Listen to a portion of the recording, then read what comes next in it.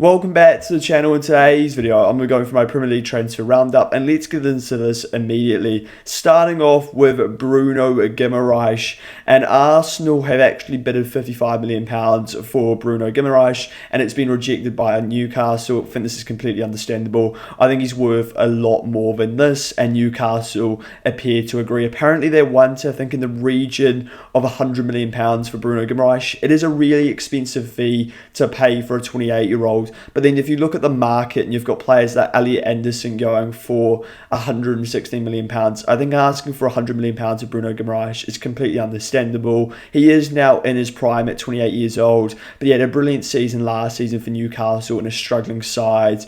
9 goals and 6 assists in 29 games, and that's coming from a midfielder, and he just offers so much to that Newcastle side, and he's such an important player, as well as Arsenal. Man United have also been linked with him, as well as Liverpool, Real Madrid and Barcelona. But right now, it does look like Bruno G will be going to Arsenal if he decides to depart Newcastle. This would be a massive loss for Newcastle, as Anthony Gordon's already left. There's been rumoured Sandro Tonali's going to leave. There's also been links around Lewis Hall and Livramento leaving. So many players are looking to depart Newcastle this summer, and they're struggling to bring in players, as we've seen with Victor Munoz going to Liverpool. If Arsenal can make the signing of Bruno Guimaraes, I think it'd be a top-class signing, and I think it's exactly what Arsenal needs, someone that can play in the 6 and the 8, because then you've got the option to use Rice, Zubimendi and Bruno Guimaraes all in those positions, as well as Lewis Skelly. That is great depth. Then I'm on to the next player, and it is Ethan Nwaneri, who's been linked with a move to Chelsea, Como and Dortmund. In the past, Chelsea has been linked, and I don't see him going to Chelsea. I also don't see Arsenal selling to Chelsea, but I could see him going to Como or Dortmund. Nwaneri has really fell out of favour at Arsenal, and now I would say he's probably the 4th choice right winger behind Dalman, Madueke and Saka. And he also went out on loan to Marseille, so clearly he's not really in favour with Arteta. He can also play in the 10, but then he'd be competing with the likes of Odegaard and Eze. So I think Nwaneri may well depart Arsenal in the summer, but I think Como or Dortmund makes a lot more sense, and it would be a really good place for him to go for his development. If he goes somewhere like Como, I think they could turn him into a top quality player.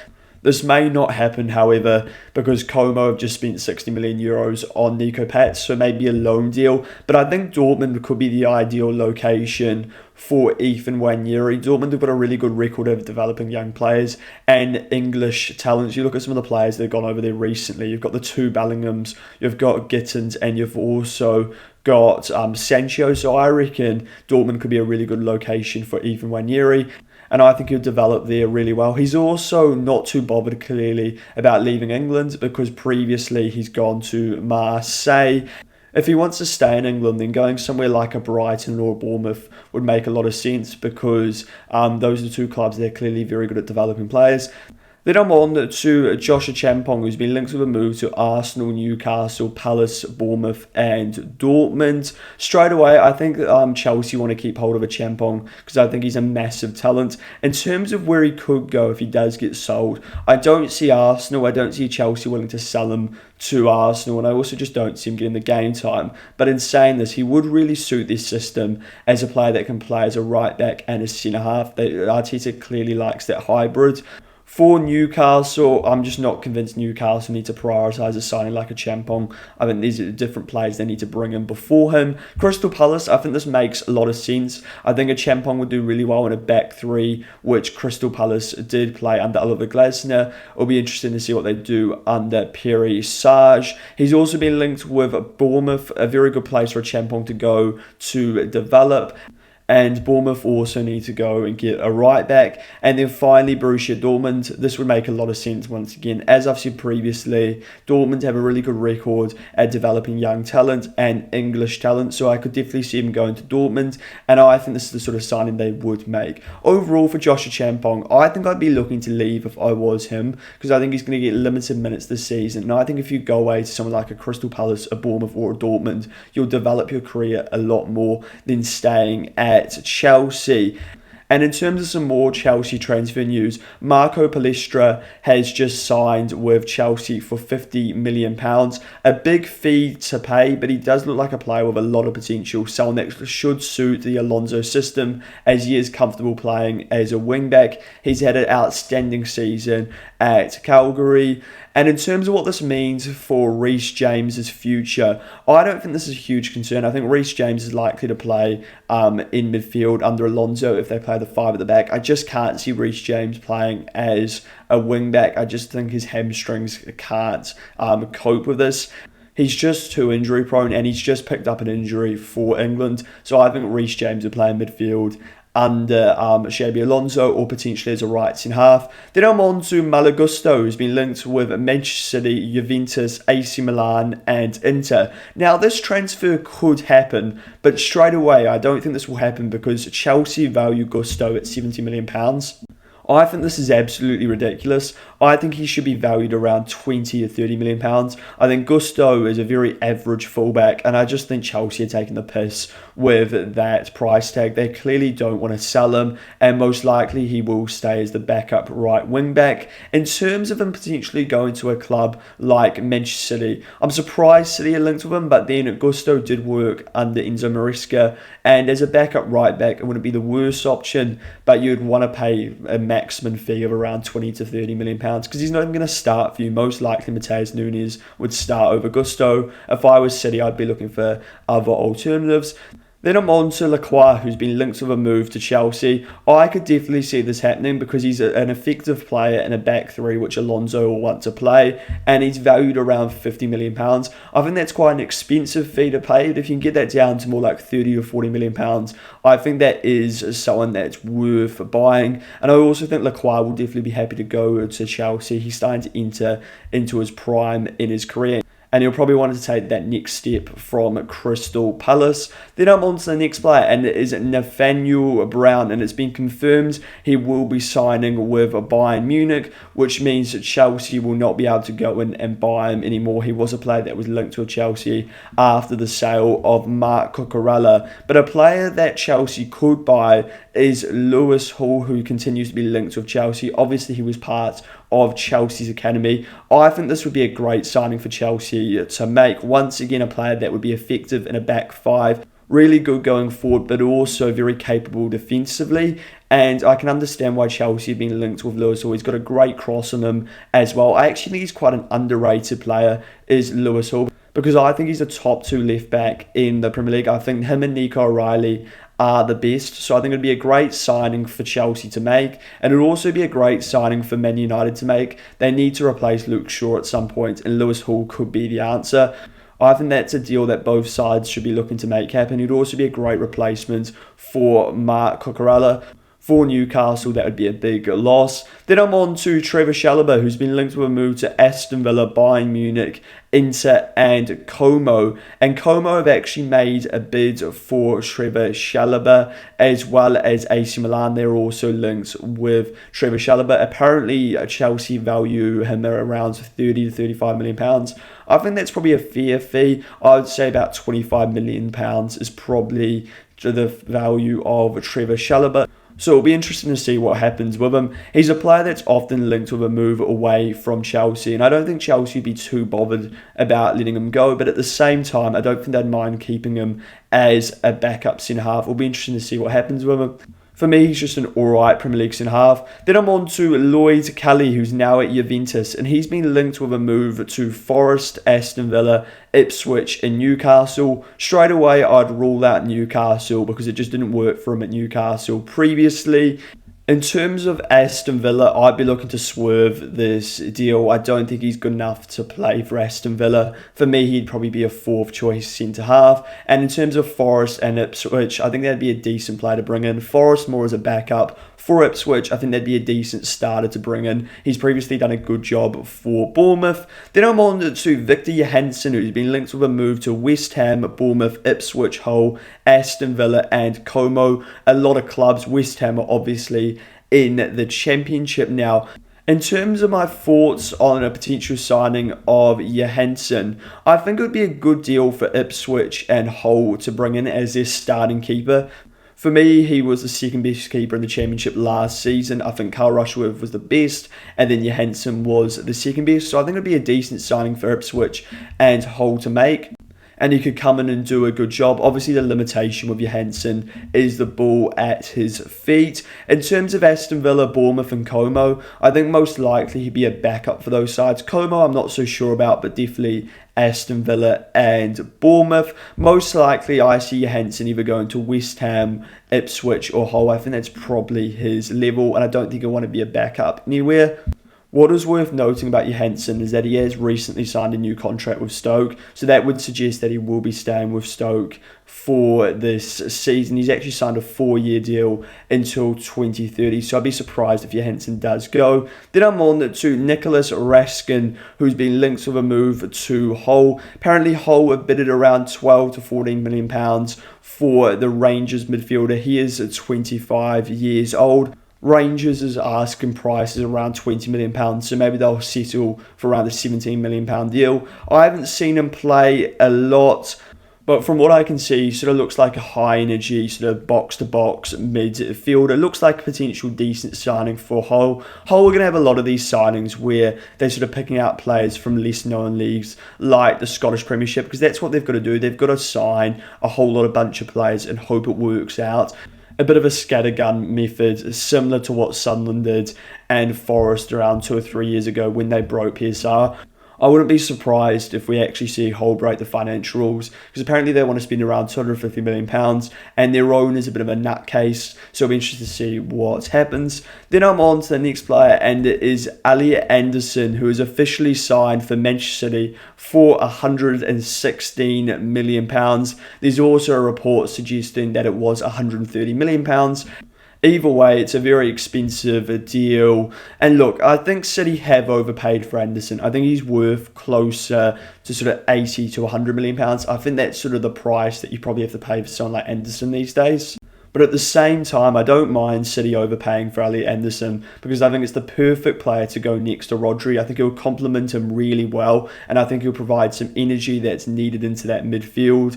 Last season, I felt at points that City actually struggled with the balance of their midfield, but I think if you have a double pivot of Rodri and Anderson, you're going to be a lot more solid, despite losing Bernardo Silva because of this. I think the signing could be transformative, which it needs to be for £116 million. Then I'm on to Nico Pats, and he is now signed with Como for €60 million.